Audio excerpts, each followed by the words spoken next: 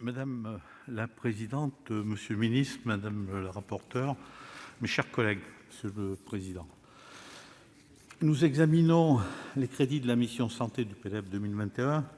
La situation que notre pays connaît en cette année est particulièrement grave. Les débats que nous avons menés dans cet hémicycle relatifs au PLFSS démontrent les besoins urgents du secteur de la santé en 2021, mais aussi, malheureusement, un déficit important de la sécurité sociale dû aux dépenses du Covid et à la perte de recettes. Cette mission que nous étudions est en hausse de 17%, soit les crédits s'élèvent à 1,3 milliard d'euros.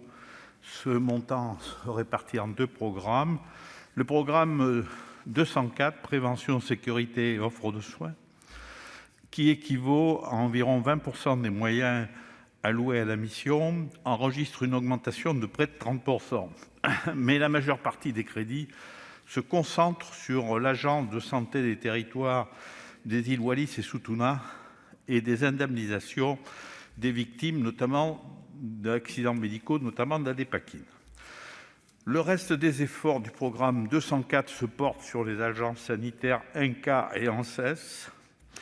Ce programme consacre aussi des crédits, mais peu importants, à la prévention sanitaire, qui est un point clé que nous devons renforcer.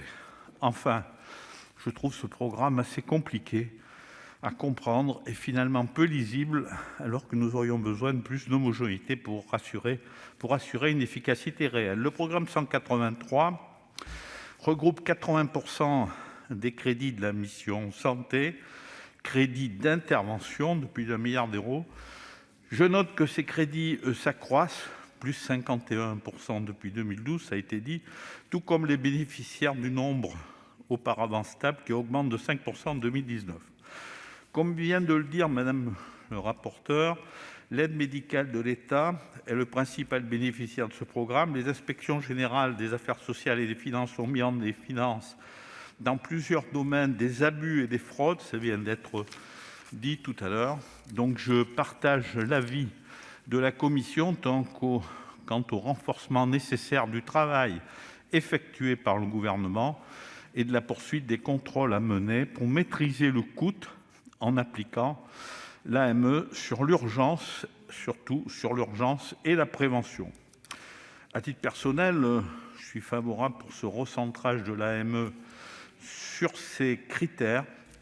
Je salue donc la proposition de Madame le rapporteur d'un nouveau programme de prévention et de sensibilisation auprès des personnes en situation régulière que l'on ne voit pas, avec un travail impliquant les associations pour détecter les urgences, les préventions à réaliser sur une population qui est à l'écart.